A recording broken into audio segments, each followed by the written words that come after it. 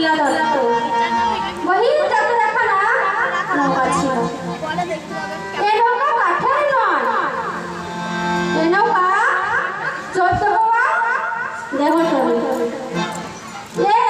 কান্ডারি হলো কৃষ্ণ, তিনি সর্বজীবকে আকর্ষণ করেন।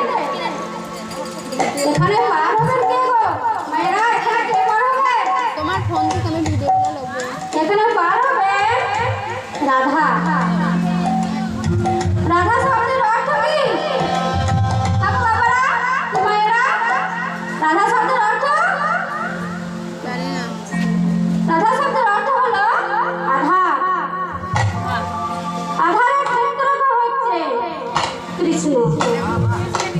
বেলিলা প্রকৃত বৃন্দাবনে, সেই বৃন্দাবনে তারপরে সীমানায় ছিল 84 ক্রোশ। দেহ তৎপরা ইঙ্গিত, দেহতলে 84 ক্রোশ বৃন্দাবন। কি করে জানা যাবে?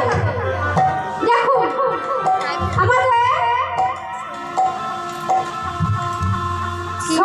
চিন্তা করে শস্যের ওপরে হয় নৌকা বিলাস। সেখানে স্বর্গ, সূর্য, শিব, দুর্গা, রাধা গোবিন্দ বিরাজ করেন। এ তৈরি কিসের তৈরি গো? কিসের তৈরি? মন পে এখানে দেও ভক্তি দিয়ে তৈরি, ভক্তি দিয়ে তৈরি।